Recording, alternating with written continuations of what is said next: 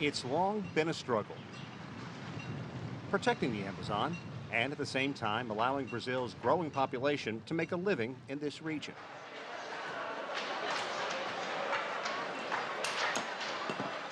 Once chiefly populated by remote outposts, people who made a living on the river, nearly 25 million people now call the Amazon basin home.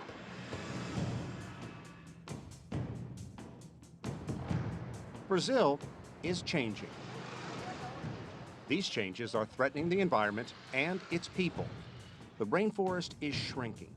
Brazil's economy has been rapidly growing and is closing in on becoming the 5th largest in the world.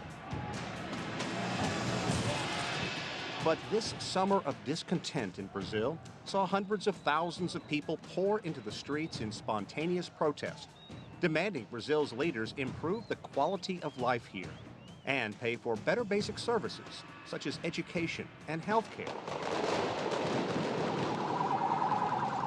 Brazil has an ambitious economic growth plan, and to make the economy swell by 4.5 or 5% per year, there are increased demands to further tap into the rainforest for lumber, minerals, farming, and more recently, construction for dams and hydroelectric power. We achieve now new challenges. So we need new fundings to finance that. Eduardo Braga is a powerful Brazilian senator from the state of Amazonas.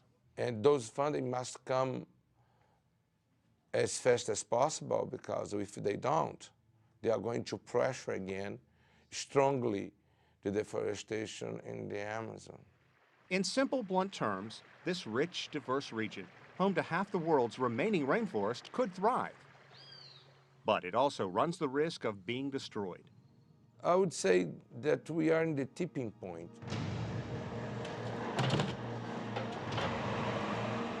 A tipping point. From Macapá to Manaus, Altamira, and Parapuebas, only 10% of Brazil's population lives in the Amazon. Demand from Brazil's megacities like Sao Paulo is threatening the balance and raises the question, can the Amazon survive economic success?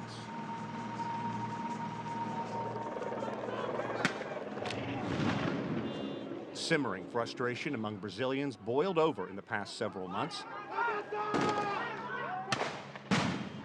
Many here are upset that the country is spending multiple billions as Brazil prepares to host the World Cup in 2014 and the Olympics 2 years after that.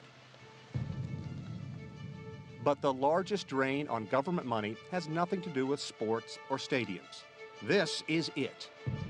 A behemoth of a construction project called the Belo Monte Dam in the state of Para in the heart of the Amazon basin. Proponents say the hydroelectric dam will provide a staggering amount of clean energy, leaving a small environmental footprint. Critics charge it is a tremendous threat to the well-being of the forest, the Amazon, and its tributaries. More than 20,000 people will be displaced, and it is one of 60, that's right, 60 dams Brazil wants to build in the next decade to create hydroelectric power. Giant machines chew into hard rock. Construction is overseen by a conglomerate of 18 companies under the name Norte Energia. Não tenha dúvida que eu acho que a engenharia brasileira é fantástica nisso. Eu não é só engenharia brasileira, acho que a engenharia é fantástica, porque ela consegue modificar a paisagem, né, e se adaptar ao ambiente. Changing the scenery is an understatement. The Xingu River, one of the main tributaries of the Amazon River, was diverted so construction could begin here just 2 years ago. We were the first crew to get this close to the construction. We're in the belly of the beast. You're looking at what will be the face of the Belo Monte Dam. And up there, the massive turbines will go into place that will generate all the electricity. By any standards, this is a massive construction project. To put it in perspective, more earth is being moved here than in the entire construction of the Panama Canal. And all this has been done in just the past 2 years. It will take an additional 6 years, under the best of conditions, for the Belo Monte to be completed. If the engineers are right, Belo Monte will create more than 11,000 megawatts of power running at full capacity. That's enough electricity for 18 million homes. Brazil's government says it is building scores of dams in the Amazon for hydroelectric power to feed the country's growing demand for energy and is vital for the country's economy to grow at a rapid rate. Otherwise, we're going to have a thermal generation. See, every day we made a footprint in the environment. The question is, what's the cost benefit of this footprint? Is this cost important enough to justify this footprint? I would say Belo Monte is one of the best cost benefit that we have in hydraulic dam in Brazil. There are many who vehemently argue the environmental costs are just too great.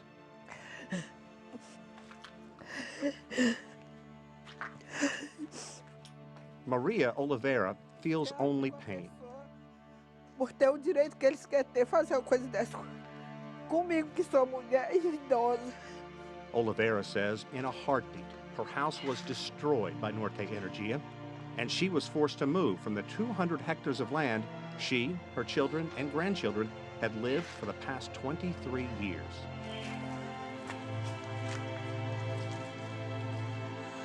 Aqui que é o desprezo, é o desgosto. A gente ter as coisas da gente e o camarada fazer uma coisa dessa. Me matado. This land gave her a livelihood, everything she needed: fruit trees, cacao, fresh water, a host of crops she planted, and livestock were right outside her door. Eu não comprava, aí hoje estou assim, sem nada. Norte Energia has set aside more than $230 million to help relocate people like Oliveira. And she was moved from her former tranquil setting to this.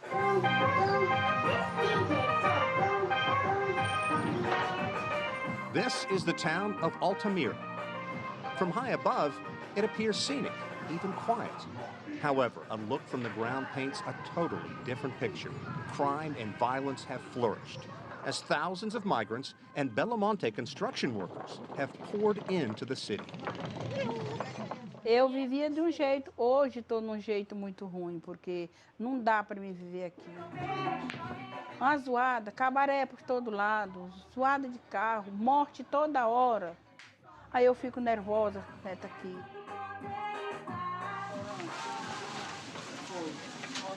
Oliveira's only temporary solace is going through the fruits, seeds, and spices that she was able to bring from her former home back to the squalor of Altamira.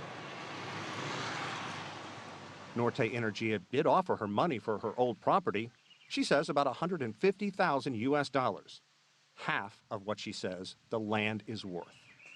Despite the social concerns, Norte Energia agrees with Brazil's government that the needs of the many outweigh the needs of the few, like Oliveira. O Brasil não cresce se não tiver energia. Então nós temos aí, talvez estudos aí, que até 2030 a gente precisa de energia. Depois disso aí a gente muda a nossa matriz de crescimento. E aí você não mais está atrelado à sua energia. And there is the government argument that hydroelectric power is clean energy, no long-term risks. Yes, we do have a cost. Yes, we do have impacted in that area of Belo Monte. But compare with others impact that we have, even in Brazil, even worldwide, the cost benefit is still positive to Belo Monte.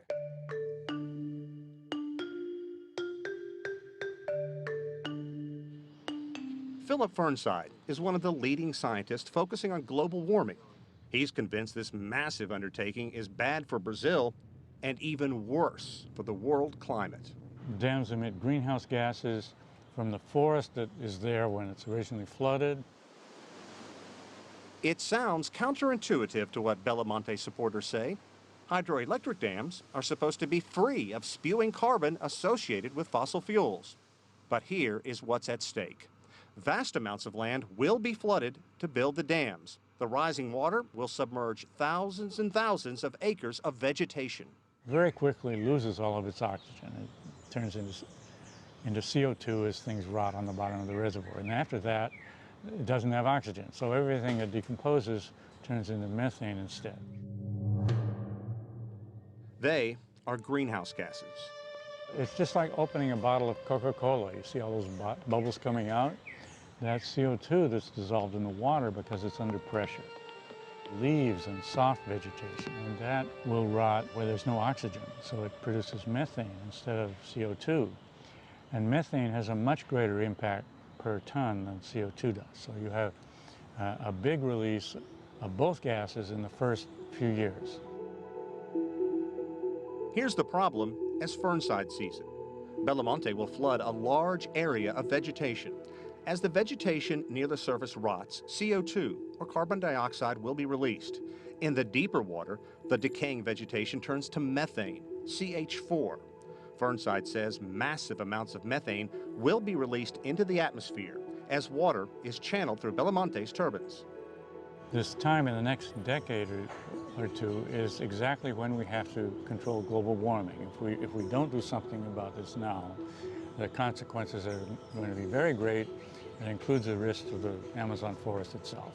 Why do people refuse to buy into this?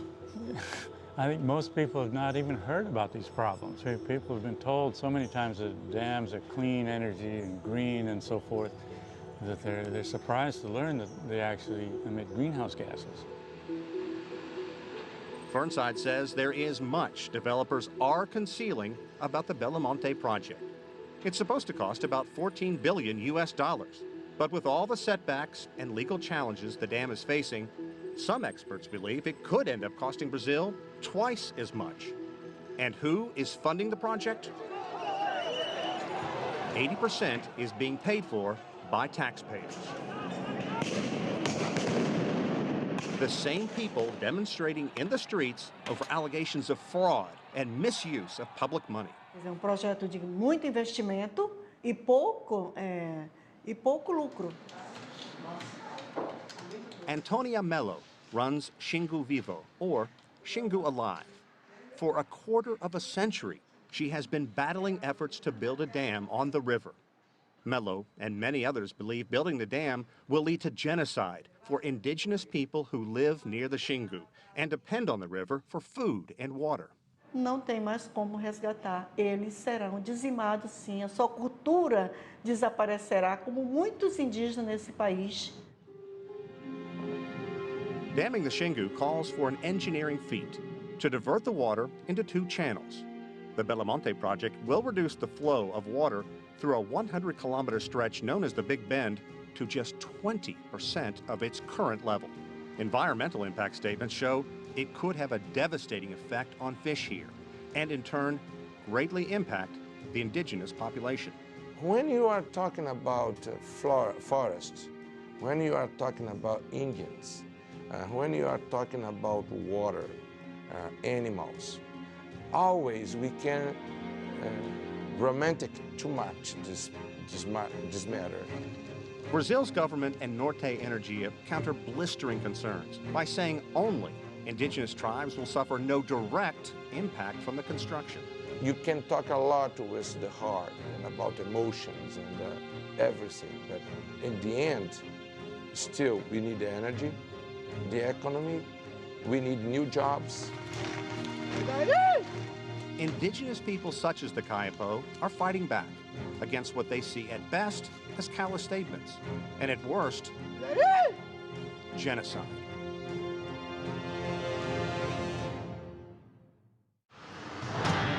Take a spark of intuition and a helping of inspiration, a dash of contemplation and a heap of experience. Add a good handful of character, then turn on the heat.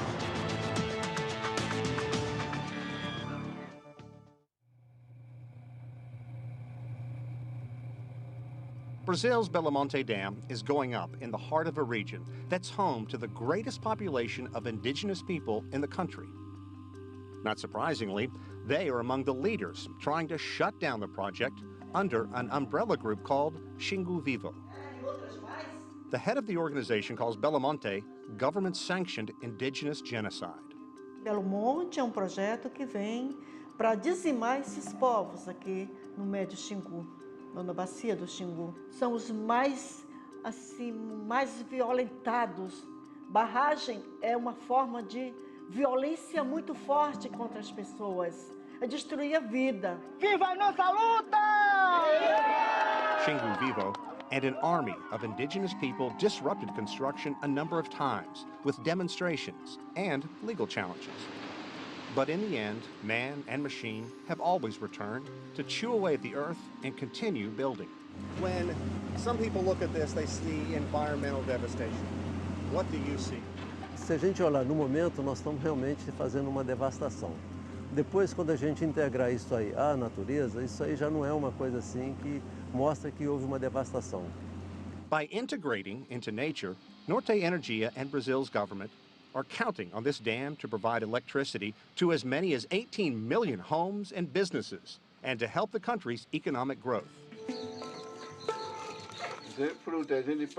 Megaron is one of the top leaders of the Kayapo. While embracing his tribe's long-lasting rituals, as a child, he was among the first of the Kayapo to learn the Portuguese language. But his support for progress only goes so far. Megaron is convinced building Belo Monte will have a devastating effect on the Kayapo and other tribes. Os grandes guerreiros que brigaram contra Belo Monte desde o início deixou para nós essa luta, para continuar essa luta. Todos os Kayapó vai continuar lutando contra barragem Belo Monte. É perigoso, é muito ruim, é ruim o que o governo está fazendo com nós indígenas. Nessa parte indígena, nós não temos nenhuma área indígena em que o reservatório vai utilizar. Podemos estar usando alguma área de perambulação dele ali, mas não usamos nenhuma área indígena. Eles que estão construindo Belo Monte falam que a terra do índio não vai ser inundada. A vida do índio não vai ser modificada, não vai ser interferido. Isso é mentira. Basically, that entire population would be expelled by these dams, and they don't have any skills to survive in cities and so forth. So that the social cost is tremendous. It is always touted as just a few people for any particular dam, but the sum total of it is tremendous.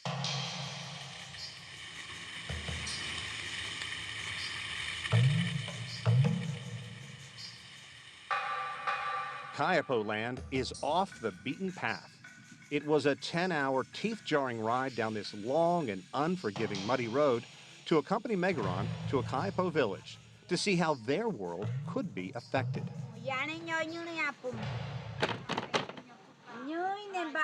This is the way Kayapo have lived for generations, but they have embraced some change. On this day, nurses were on hand to provide vaccinations against a host of diseases. The one air-conditioned building amid the thatch roof huts is a sparsely filled school. Norte Energia offered the Kayapo $9 million to help with the transition once the dam is in place. The Kayapo said no. Não vai trazer de volta para nós o rio, o peixe, a terra, a floresta, animais. Tudo isso vai acabar, vai morrer. We spent several days with Megaron and the Kayapo. Que quer ajudar nós para nós manter nossa cultura, nossa costume. One of the more interesting people we met is 78-year-old Benjai, a local elder and perhaps the most skilled hunter in the tribe. There's no grocery store around the corner. So one long, hot day on the Xingu, Benjai took us hunting and fishing to detail what's at stake if the dam is built and the natural flow of this river is disrupted. Eu prefiro mais na minha casa, aqui, na floresta. Eu não ando muito na cidade. The hunt is a lot of walking through the forest as quietly as possible, looking for prey.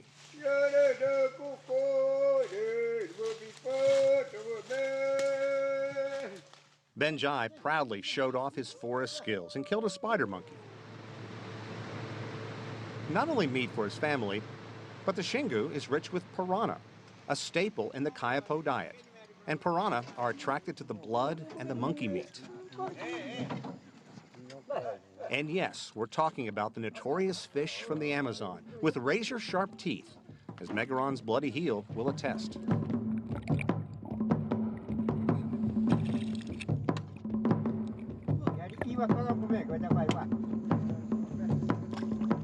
In about 30 minutes, using the monkey meat as bait, the group hauled in more than 30 piranha.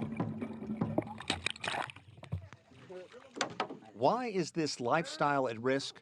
Remember, the Belamonte Dam would rechannel a large section of the Xingu, known as the Big Bend.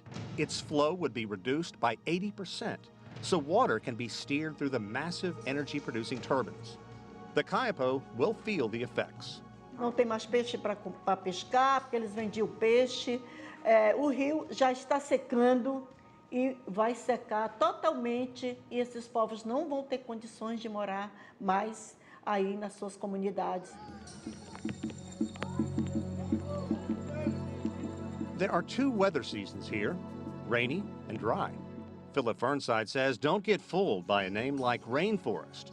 For months at a time, there is little precipitation along the Xingu, and that will have a huge impact on the Belamonte. The Xingu River is one of the rivers in the Amazon that has the greatest variation in the water level from the dry season to the wet season. There's more than 60 times more water in the flood season. 60 times in the flood seasons compared to the driest time. Então vai ter época do ano que o rio Xingu é um rio de vazão, e o rio seca, baixa muito.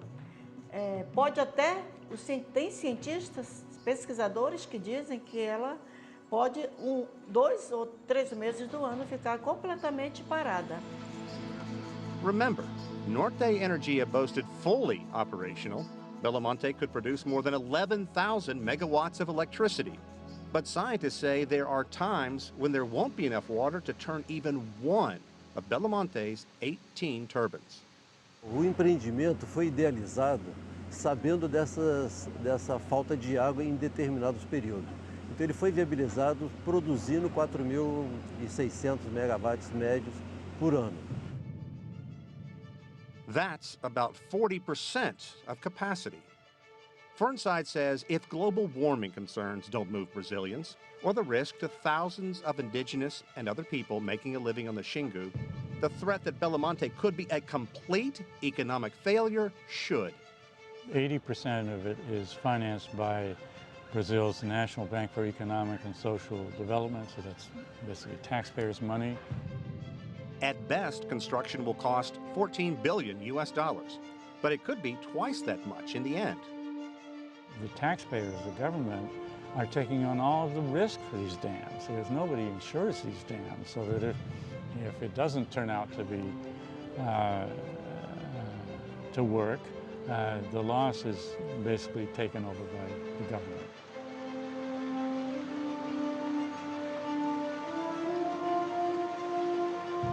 Far downriver, the Kayapo care little about the government's economic investment.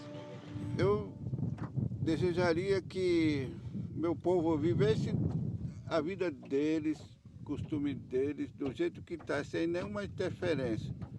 É isso que eu desejaria para eles, porque com o contato tem muita interferência. Even without the hydroelectric project, indigenous populations here in the Amazon are losing ground to progress. Megaron laments the fact that many young people here in this community don't want to learn to hunt or fish or traditional Kayapo ways of life. And he says that is a threat to their future. Look around. The young people we saw were more likely to wear hoodies than traditional kaipo outfits. Most have had a taste of the outside way of life and a better education, a better job. A different, if not easier way of life is attractive.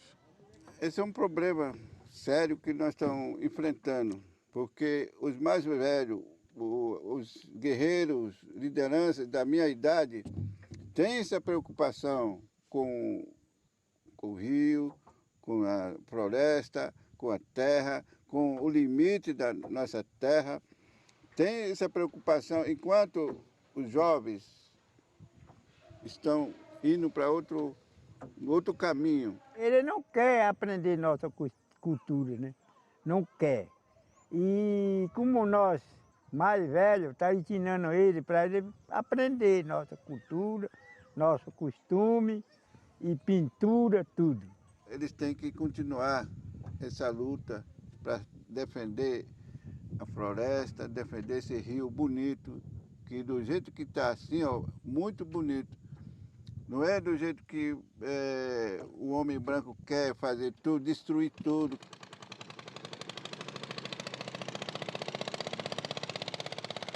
There are options. Rather than look to the river for electricity, coal or nuclear power, what about conservation, or solar, or wind power? There are few voices to trumpet those causes. There's no sort of pressure, there's no economic lobby for any of these other solutions. Why not? Well, you don't make millions of dollars by doing it, whereas what goes into hydroelectric dams is a multi-billion-dollar business. Amid the changing landscape, there are positives. Some businesses believe the forest is worth so much more standing than in a lumber pile, and the money that Brazil can rake in by just showing off its natural wonders. There are people and companies making a difference. A land full of natural resources and ingenuity, where millions are embracing a vibrant middle class, divided by politics, but united by hope. Latin America is changing rapidly. Witness the change on America's Now.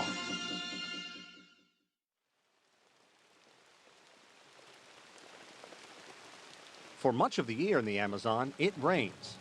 A lot. To the outside world, it may appear as a vast, untamed wilderness. But 25 million people live in the Amazon. That's as many as in North Korea. Most of the population in the Amazon live in cities like Manaus, which boast a total population of 2.5 million people.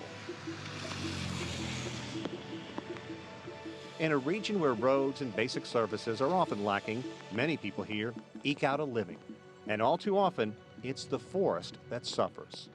No one deforested because he's stupid, or because he's intelligent, or because I like deforestation, because I'm a serial killer of a tree. No. They do it because they need to survive, to feed the family. There are ways to succeed without leaving a harsh footprint on the environment.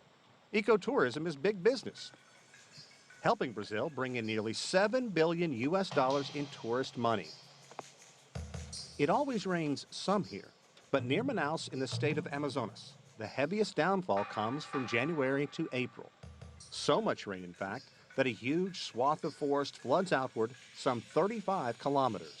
Tributaries jump their banks, the air is heavy and humid, and people pay to see nature's wonder.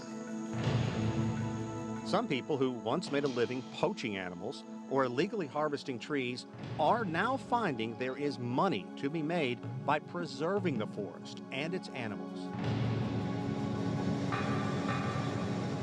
This floating house, about an hour boat ride from Manaus, is a perfect example, and provided our strangest experience in the Amazon. It began with a guide asking if we wanted to see an anaconda, the largest animal in the region. This one here is something like 45 pounds. At least. Yeah. Anacondas in the wild, they At this time of the year, they can climb up a tree and catch a sloth. They can catch a bigger animal. But normally, what they eat a lot, which is an easy prey, is fish. Aurelia Oliveira lives here with her 4 children. Her husband is a fisherman, and he caught the anaconda in a net. A hungry giant snake and 4 children living in a floating house doesn't seem like a very safe equation. This animal can easily be found with 20 to 35 feet. Locals talk about seeing a lot of them with over 40 feet. You can really feel it ripple and move. Yep. And strong, very solid muscle animal. They can even try to attack a little baby. A lot of babies in floating houses like this in the Amazon, they disappear. Oliveira says her family is safe, that the children are used to wild animals living so deep in the forest. As a further enticement to lure tourists, Oliveira also has a caiman and a young sloth. Aí nós pegamos a preguiça e começou a vir particular para cá para casa. Vem muito, vem um rincha, todo mundo vem aqui visitar. People dropping by offer small tips. It's not a lot of money, but it helps feed and clothe the family. The Amazon, first of all, is extremely different. Marco Lima grew up in the Amazon. He's an Army veteran and now a marine biologist who spends a great deal of time on the Rio Negro. Amazon is an incredible nest of life.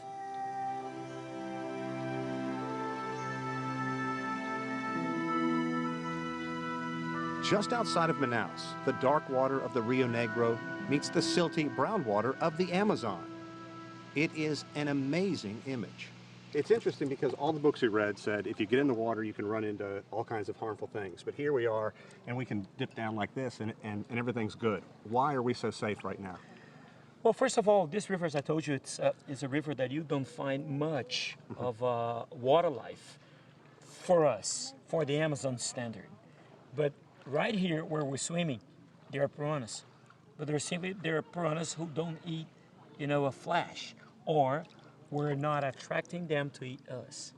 At least not yet. At least not yet. Yeah, that's right. Makes sense. Lima brought us here to see the Amazon's river dolphin, or pink dolphin. Another look at ecotourism. In this small lagoon, tourists can wade in the warm water of the Rio Negro and swim with the pink dolphins. There are strict rules and oversight to protect the animals. This site is run by David Sequeira. Ironically, Sequeira used to consider the dolphins a nuisance. He's a fisherman by trade, and dolphins would destroy his fishing nets, ruining the day's catch. É porque o pessoal às vezes vão lanceando um cardume de peixe, né? Os botos vão lá e espantam. Quando o pessoal lancia o cardume de peixe, que está lá já dentro da rede, os botos vão lá e rasgam a rede e os peixes todos fogem da rede. But now Sequeira can make a living by simply introducing people to one of the treasures of the river. It's these little victories that give Lima renewed hope for the future of this delicate environment. Who do you think owns this area? Is it Brazil or is it the world's? Brazilians were gifted with the Amazon, but the benefits of the Amazon, not only in fish life or plant life, weather balance, I think it belongs to the world. But Brazilians were gifted to take care. There are so many riches here, and recently the world has come to appreciate this one. If you haven't tasted acai, you have no doubt heard about it and seen it in stores. It is the trendy drink right now. Before customers can drop $5 or so US for a bottle of acai, someone has to harvest it. Less than 10% of acai is actually planted in Brazil. Most, like this stand, just grows wild.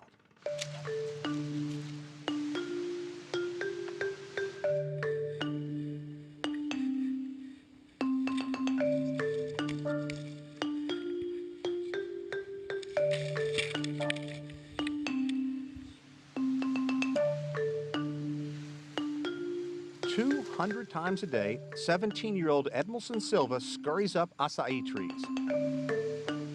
It's physically demanding, and his family constantly worries. Tenho muito medo, principalmente quando chove muito, porque dá muito vento e é arriscado assim raio e mesmo porque ele sobe com faca, esterçado. Mas aí tem que correr risco. Manda. It may be a back-breaking way to make a living, but it is sustainable if the branches are picked without damaging the trees. It's long been popular here, accounting for about $250 million in business annually in the state of Amapá. Many growers eagerly take what the forest provides. Se a Amazônia vai acabar com tudo. O rio é tudo para nós. O rio, a água, é a nossa sobrevivência. Nós, sem a água, nós não somos nada. The stems produce the berries, and it takes all day to fill just a couple of baskets. Then the product is rushed to ports and off to factories. Many locals shake their heads at the knowledge that people in the U.S. will cough up $5 for a single serving of acai. It is impossible to talk about changing attitudes in the Amazon region without talking about the caiman. In the 1980s, poachers killed millions for their valuable skin, almost hunting these members of the crocodile family into extinction. Today, its rebirth is one of the big success stories in the Pantanal region of Brazil. This is one in the exactly moment.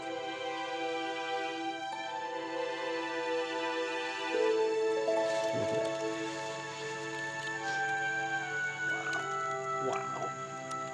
That is amazing. Weber Girardi runs House of Jacare. It's one of 13 government-sanctioned caiman farms in the Pantanal. It's a way the government feeds the desire for animal skins and meat and helps halt the devastation that comes from poaching. Here I can take everything from this animal.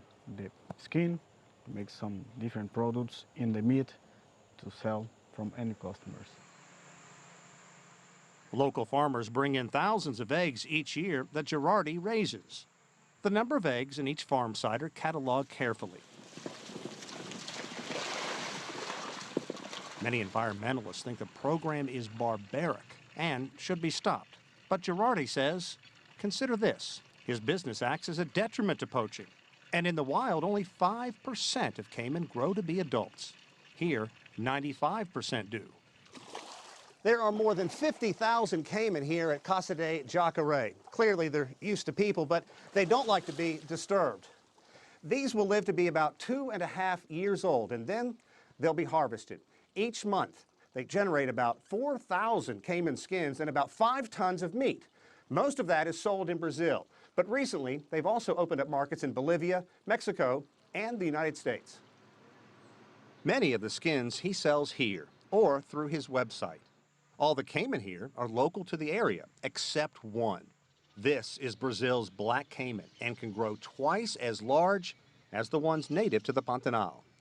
Working with these animals every day, however, does have its risks.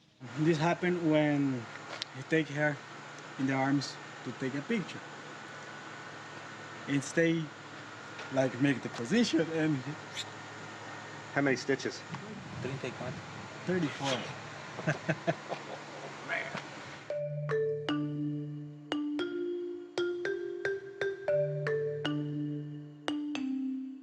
Today, there are an estimated 10 million caiman in the marshlands of Brazil's Pantanal.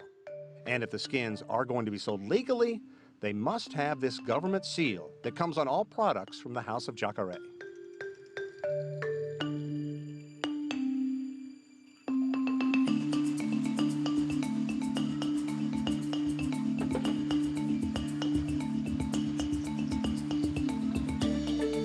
From the swamps of the Pantanal to the well-manicured corporate grounds of Brazil's uber-popular cosmetic company, Natura,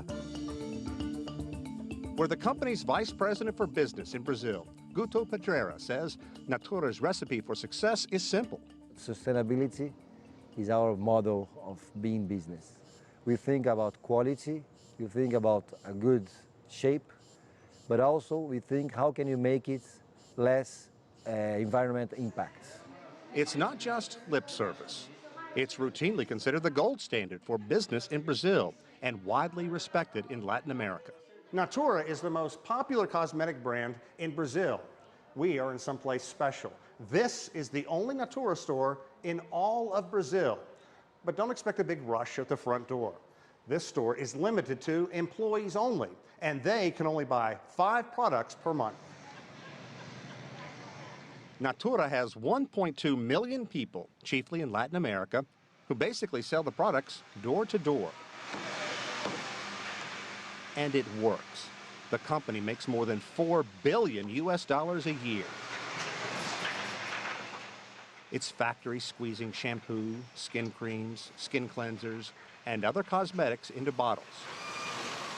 Natura prides itself on scientific research, determining how fruits and plants that come from the forest can play a role in their products, and that in turn creates jobs. We try to with Natura, show other companies that it's possible to maintain this forest. But man, they produce a lot of cars already. Imaflora is an organization spawned out of the Rio Earth Summit back in 1992 and certifies that companies like Natura are doing what they say, operating in an environmentally friendly fashion. I think they want to be part of the solutions for a better world for future generations. Imaflora's Luis Guedes says customers want to know that companies follow rules, and their studies show consumers flock to companies where the environment comes first. But Guedes says it's not enough for companies like Natura who want to support the environment. He believes government at all levels, federal, state, and local, need to step up.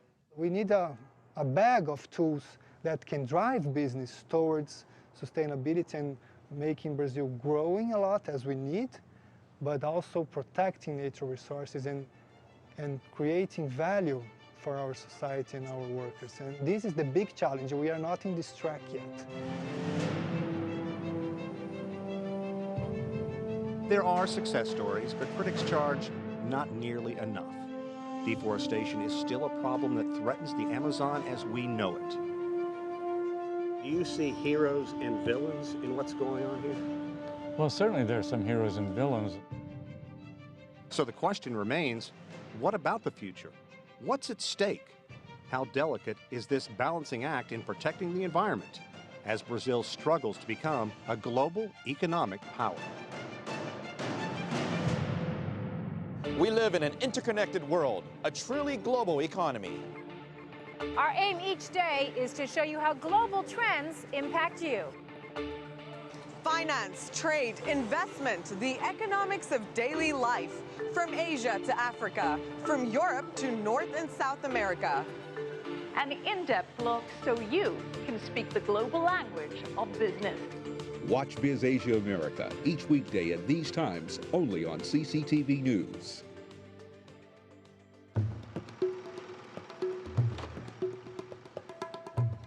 Living near the water, people at the mouth of the Amazon take what the river gives them.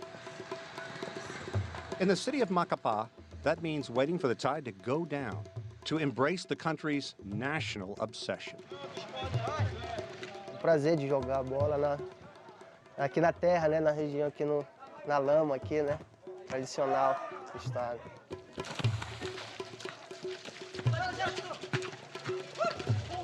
The tradition he speaks of is called futilama, or mud football. There aren't a wealth of open, grassy areas in Macapá. So futilama players erect makeshift goalposts, and it's game on. De futilama, escolinha. Mario Frotas is head of the Futilama Federation, a role that keeps him busy on and off the field. Futilama, há muitos anos, né? Na verdade, há muito tempo atrás, o futilama ele é desenvolvido como pelado. Aí já em 2007 foi criada a Federação Amapáense de Futilama, que é aí que ficou de fato e de direito o futilama existindo mesmo, e hoje o futilama abrange aí aqui o nosso estado quase todo. Even though Brazil is hosting the World Cup, soccer's preeminent tournament, Frotas will watch the games the way most of us will, on TV. The football craze state of Amapá won't be hosting any games.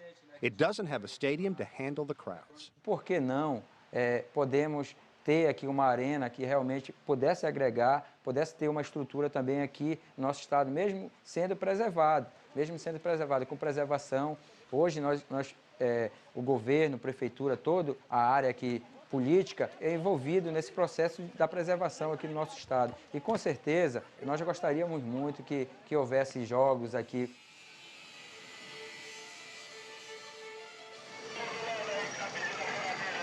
In a move wildly controversial within the nation, Brazil is spending billions of dollars to build a dozen stadiums around the country.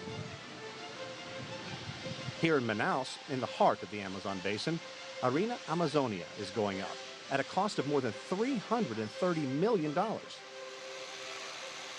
Building the stadium is considered a big gamble, believing soccer fans will flock to Manaus over such cities as Rio de Janeiro and Sao Paulo. When the World Cup rolls into Brazil in 2014, Manaus and the rainforest will be on display. Construction on this 44,000-seat stadium needs to be finished by December. All of this so Manaus can host 4 games during the World Cup. Brazil recently stated that during the World Cup, it plans on bringing in $11 billion from soccer fans. But most experts say the government here is fooling itself with such an elevated estimate. $11 billion is 20 times as much money as South Africa generated hosting the last World Cup back in 2010. De certa maneira, o Brasil está reproduzindo o que a África do Sul fez, construindo estádios que se transformarão em elefantes brancos. Juca Kafori has spent his life covering soccer. He believes the World Cup could be a financial disaster for the country. Eu compreendo que um estrangeiro chegue em Manaus e se encante. Mas não sei se você sabe, em Manaus não tem times nem da primeira nem da segunda divisão brasileira de futebol. Os estádios vão ficar as moscas. It is this perceived waste of public money, more than $23 billion for the World Cup and the Olympics in 2016, that has infuriated people across Brazil. It's not just the country's rank and file who believe the money should be spent on better services. Camilo Capabarebe is the governor of Amapá. Então, eu diria que nós temos um desafio grande de infraestrutura, aeroportos, portos, estradas, ferrovias, telecomunicações, a internet ainda não é um serviço de qualidade no Brasil de um modo geral e na Amazônia em particular.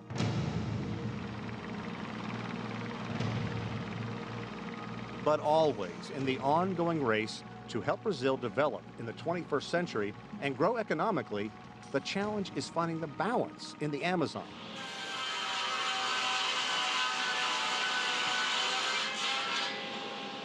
Loggers are seen by many as the bad guys in the rainforest. Feito do madeireiro, né, que até então sempre foi como um destruidor. Na verdade não é, né? Ele é um preservador da floresta, que o madeireiro interessa tudo para ele, a floresta em pé, não no chão, né? E a floresta estando lá, mais para frente ela vai produzir mais, né? This is peroba wood.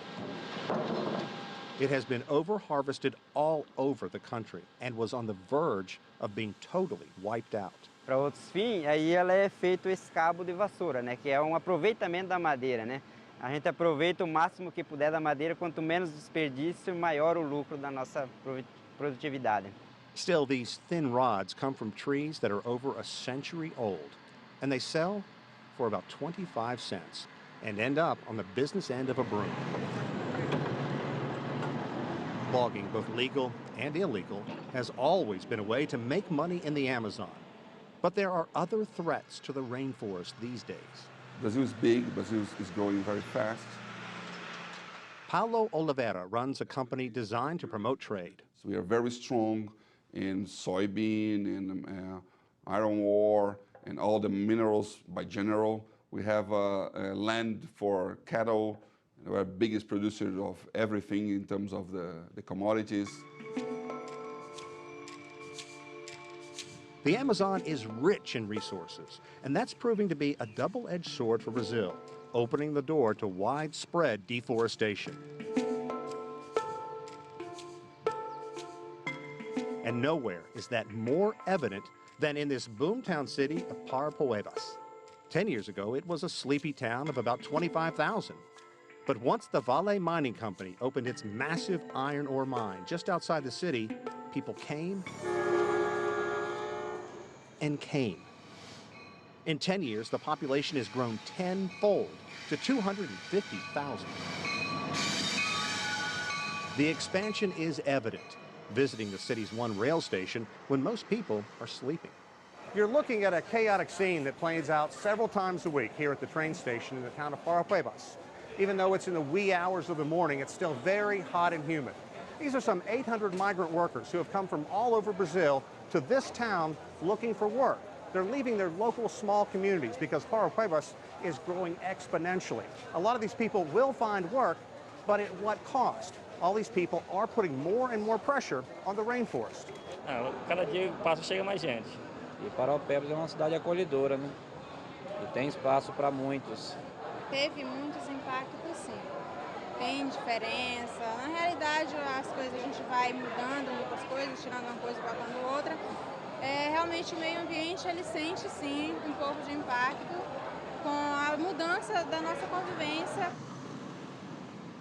Jose Suarez is the director of the Commercial Association of Paraupebas. This is a new area of the Paraupebas, and all of here starts only 3 years ago. Really? Developed all this area. I don't know if you can find the ideal balance, but we are trying.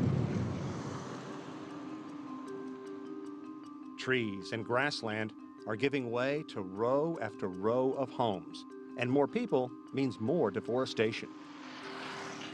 And all city leaders can do is brace for more Brazilians looking for a weekly wage. The people, the government, works with the idea that the population will be the double. Double population in 5 years? Double in 5-7 years. From the air, you can see the result of the forest either being swallowed by burgeoning jungle cities or broad sections of land that have been cleared for crops or cattle. Brazil now has more cattle than any country on earth. Agriculture is a big part of Brazil's GDP. Brazil can grow and harvest and load grain quickly and cheaply, but getting it to port is a different story. Olha, a parte de logística se torna muito caro na nossa região, principalmente devido ao transporte da safra. As estradas muito precárias. You won't believe just how bad. Traffic jams can cause entire loads to rot before they reach their destination. Our trucks are waiting 2 weeks. The soybean in Brazil is very competitive and cheap in the world, in the farm. But from the farm to the port, you have all the costs that create the problem. After losing hundreds of thousands of acres of the Amazon to slash and burn agriculture, Brazil made huge strides in stopping that practice and preserving the forest. However, the government recently relaxed logging laws, and that led to a huge spike in deforestation in the past year. Yeah, we need more infrastructure, definitely. Brazil is a very large country, but we need to step back instead of just saying we need more roads. We need to think what's the best way of transportation, what's more effective, what's more sustainable, what requires less energy. But on the other side, you have the forces of destruction. They've grown much faster than all these other things. So you have many more highways and dams and things being built around the region, and those set in motion processes that then affect deforestation for decades in the future. It isn't just a one-time event. Senator Braga says part of the problem is the world looks at the rainforest as a global entity and doesn't concern itself with the 25 million Brazilians there who need food, clothes, and housing. They just care about their problems. They know if we cut the forest, they're going to have an impact there. But they don't care how we are not going to deforestate. They just want, well, I don't care, I just want that you keep your forest standing. Braga supports an international fund to pay people living in the forest. That money, he says, would keep people from cutting down trees for farming or logging. So should the rest of the world contribute money to protect this? Well, we don't ask a contribution, we're asking payment because we provide the world with the services. We don't asking contribution. Brazil don't need contribution. No one need contributions. We just want to be recognized as services provider. That's it. We are providing water to the world. We are providing a huge air conditioner to the global warming problem. It's always about the money and the Amazon. The two are intertwined in the eyes of Brazil's leaders. And discussion that somehow the rainforest is a global entity, forget it, critics say. It's very important to remain focused on the problem. That is, there's a tendency for people to either be optimistic and thinking things are improving and they'll take care of themselves and so forth, and then nobody does anything. Nearly 9 out of 10 Brazilians live outside the Amazon region.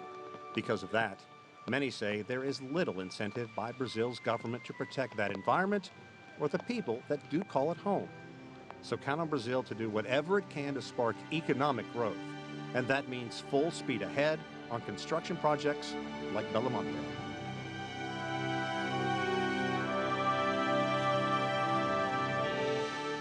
Quanto é criminoso esse projeto, quanto esse governo e essa empresa estão cometendo crimes contra os direitos humanos, socioambientais, e a justiça está calada, sentada em cima, apoiando tudo isso.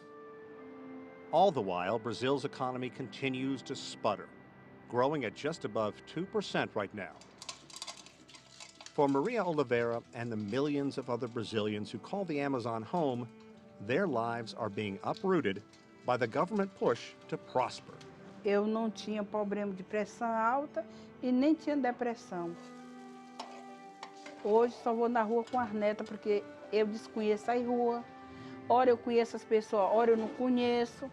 Aí eu fui consultar com a doutora Rafaela, ela disse que eu estou com depressão, disse que eu me preocupei muito, a falta do lugar que morava, me senti humilhada.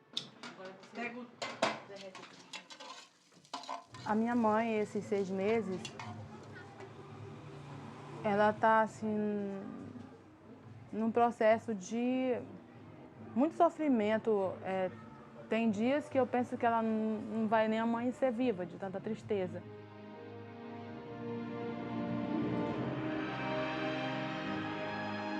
It's clear people here will have wildly differing lives in the new Brazil. The expanse, the diversity, the raw beauty. Many say it's all at risk. In many ways, it's the unthinkable. But if critics are right, the government plan to breathe life into Brazil's economy is enough to break the back of the environment. And at the end of the day, may be the deciding factor that shifts the balance in the tipping point and changes this region